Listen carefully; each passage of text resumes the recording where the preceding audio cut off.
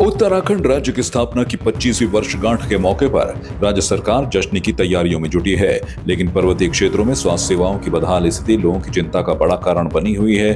टिहरी गढ़वाल जिले के घनसाली क्षेत्र के प्राथमिक स्वास्थ्य केंद्र पिलखी में एक प्रसूता महिला रवीना कटैत की मौत ने फिर से स्वास्थ्य व्यवस्थाओं पर सवाल खड़े कर दिए हैं। 22 वर्षीय रवीना ने गुरुवार सुबह स्वस्थ बच्चे को जन्म दिया, लेकिन शाम को उसकी तबीयत अचानक बिगड़ गई। डॉक्टरों के मुताबिक उसे सांस लेने में कठिनाई हुई, जिसके बाद उसे श्रीनगर बेस अस्पताल रेफर किया गया, लेकिन उपचार के दौरान उनकी मौत हो गई। परिजनों का आरोप है कि रात के समय अस्पताल में केवल वार्ड बॉय मौजूद था और कोई डॉक्टर नहीं था।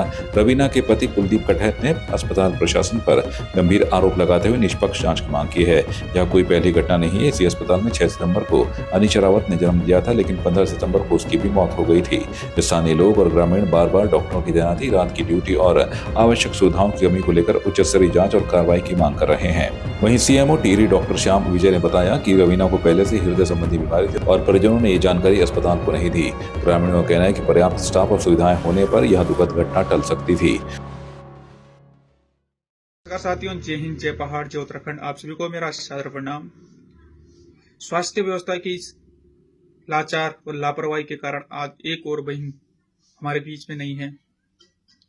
मैं बात कर रहा हूं बहन रवीना कटैत की, जो कि ग्राम पंचायत सेमबासर की थी। उनको गर्भवती महिला थी। उनको सामुदायिक जो स्वास्थ्य केंद्र अभी बना फिलकी भेजा लेकर जाया जाता है और वहां से रेफर किया जाता है श्रीनगर के लिए। और रास्ते में बहन ने दम तोड़ दिया। रास्ते में बहन की मौत हो जाती है, डेथ हो जाती है। इसके जिम्मेदार कौन है? मैं सवाल करता हूं सीधे डॉक्टर धन सिंह रावत जी से, क्या आप अभी भी सो रखे हैं? क्या अभी आपको घनसाली विधानसभा नहीं दिखाई दे रही है? मैं बात करता हूं सीएमओ टिहरी से,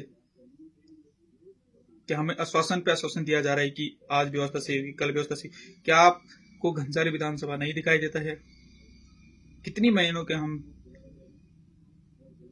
बलि देंगे? कितने बहनें हमारी ऐसे इन लाचार, इन लापरवाही के कारण अपनी जान को गंवा बैठेंगे? आप सभी से निवेदन है कि कुछ ही दिन में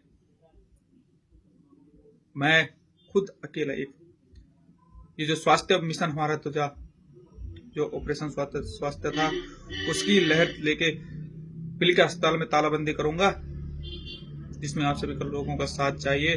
तब तक ये धरना प्रदर्शन खत्म नहीं होगा जब तक स्वास्थ्य व्यवस्थाएं ठीक नहीं हो जाती।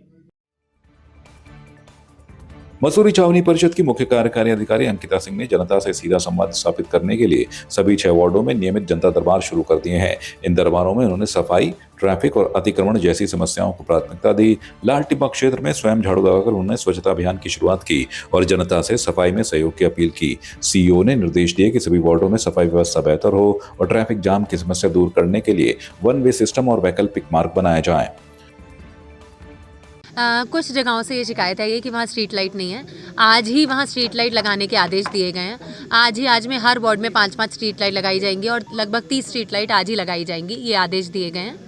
और बाकी कोई मूलभूत सुविधाओं का अभाव नहीं है, पानी की कमी नहीं है, बिजली लोगों के पास है, सड़कें अच्छी बनी हुई हैं। कुछ जगह गड्ढों की शिकायत आई है, उन गड्ढों को तुरंत भरवाया जाएगा। आई हूँ, हम 2-3 सीवर लाइंस ऑलरेडी बना चुके हैं और मैंने ये बोला है कि मैं विद इन 2-3 मंथ्स जितनी भी रिमेनिंग सीवर लाइन है वो मेरी प्रायोरिटी है।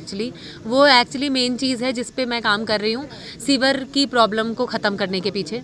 तो हम अभी पिछले 1 साल में कई कनेक्शन ऐसे कर चुके हैं सीवर लाइंस का स्टेट के उसके साथ, और अभी एक लास्ट कुछ वार्ड्स रह गए, उनका भी करने की तैयारी चल रही है। तो वो समस्या विद इन 2-3 मंथ्स खत्म हो जाएगी। की है फिक्स। किस तरीके के दिशा निर्देश दे रहे हैं आप ठेकेदार को? तो मैंने ठेकेदार को ये निर्देश दिए हैं कि आपको हर महीने या कम से कम 4-5 दिन रहना है और पर्सनल विजिट पे सड़क पे जाना है। उन्होंने, ठेकेदार ने भी पॉजिटिव रिस्पांस दिया है। उन्होंने कहा है मैं अपना पर्सनल फ़ोन नंबर सबको दूंगा और मैं पर्सनली इंश्योर करूंगा हर महीने यहाँ आना, सड़क पे निकलना और चेक करना। उन्हें निर्देश दिए गए आप अपने यहाँ 2 सुपरवाइज़र नियुक्त करें एटलीस्ट, जो कि लोगों के फ़ोन सुन सकें और इमीडिएटली समस्या का समाधान कर सकें, जो कि काफ़ी हद तक हो रहा है। लोगों ने सराहना भी की है, लेकिन कुछ शिकायतें हैं जिनका निवारण किया जाएगा इमीडिएटली। सैलरी को लेकर भी बात है, जो सफाई जी कर्मचारी जी उसको लेकर भी आपने बिल्कुल शासन स्तर पर जो बिल्कुल, मैंने उन्हें बोला जो भी सरकार के द्वारा बेसिक मिनिमम वेजेस फिक्स्ड है एटलीस्ट वो ज़रूर उनको दी जाएंगी, मैं ये इंश्योर करूँ। कुछ लोगों ने सुझाव दिए हैं, एक सुझाव वन वे का है और एक टैक्सीज़ का है। हम उन दोनों सुझावों को on a trial basis implement कर देखेंगे, एक एक हफ्ते के लिए, एक एक महीने के लिए, कुछ समय के लिए।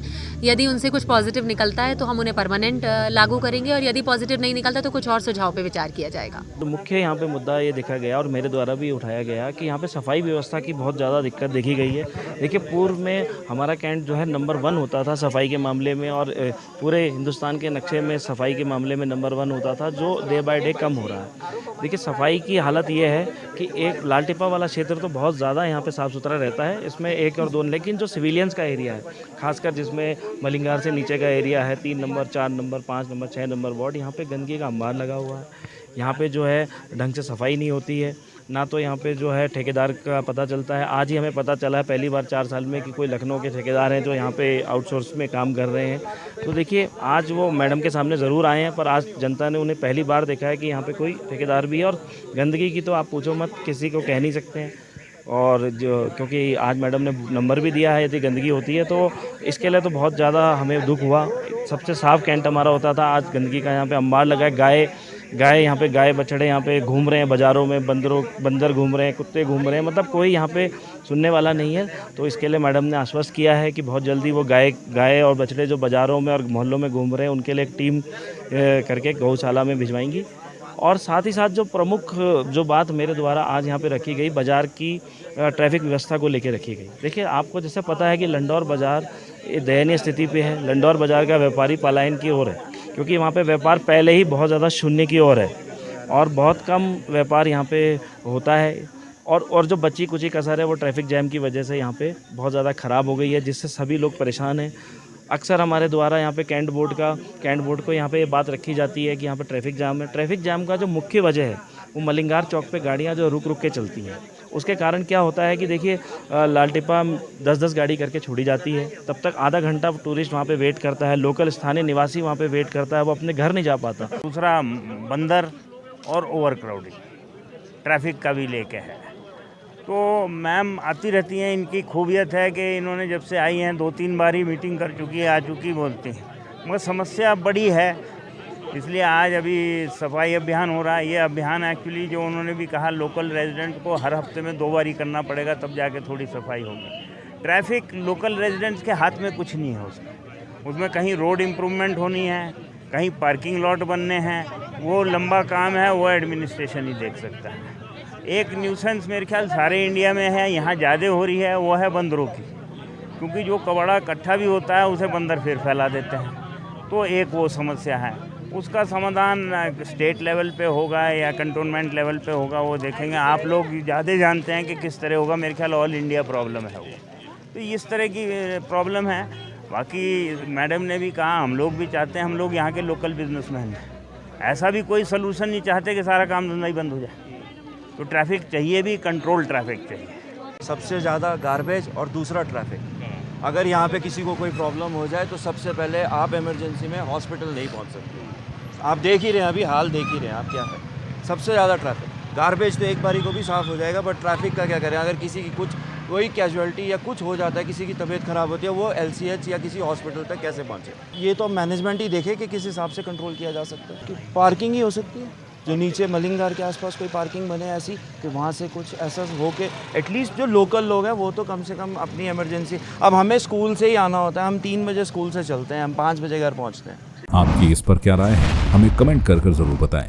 इसके साथ ही आप हमारे YouTube चैनल को सब्सक्राइब कीजिए। आप हमें Facebook, Instagram, Twitter पर फॉलो भी कर सकते हैं और संवाद 365 के साथ एक क्लिक में जुड़ने के लिए डाउनलोड कीजिए संवाद 365 ऐप।